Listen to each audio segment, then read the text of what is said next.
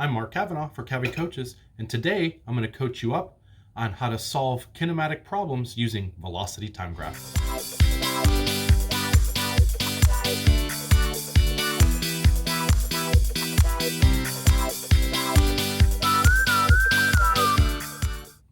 So we have a problem worked out here, set up, and we could absolutely use kinematic equations to solve these two questions.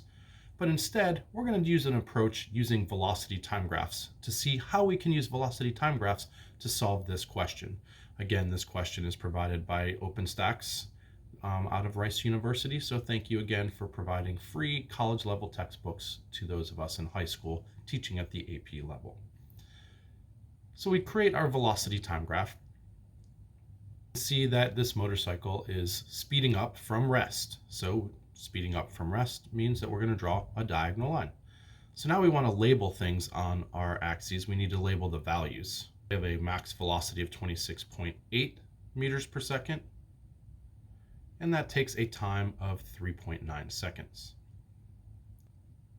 Now, what we learned is that the slope of a velocity time graph is the average acceleration. So we can find the slope simply by finding rise over run, which in this case is going to be the change in velocity over the change in time, rise over run. So our change in velocity is 26.8 meters per second, and we started at 0.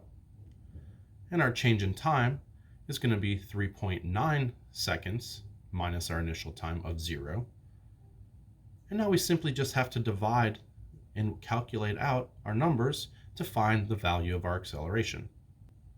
So by using the slope of our line, we find that the value of the acceleration is 6.87 meters per second squared. So we have to do some unit analysis and see that we have meters per second, which simplifies to meters per second squared, which in fact is a unit for acceleration.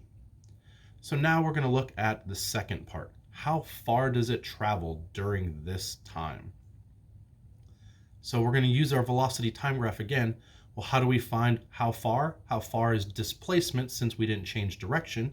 So how far we traveled is simply the area underneath this graph. You'll see it worded the area under the curve, and yes, it is a line. Lines are considered curves as well. So if you see the question to find the area under the curve, a line can be a curve as well. So we're going to find the area of this shape, which is a triangle. The area of a triangle is 1/2 base times height. We know that the area is the displacement. 1/2 of the height is going to be the final velocity, and 1/2 of the base times height is going to be 1/2 the final velocity times the time. So we simply plug our numbers in and then multiply out to find a displacement of 52.3 meters. So this means that this motorcycle was accelerating at a rate of 6.87 meters per second squared, and during that time period of 3.9 seconds, it traveled a total of 52.3 meters. So this is how you use a velocity time graph in lieu of the kinematic equations.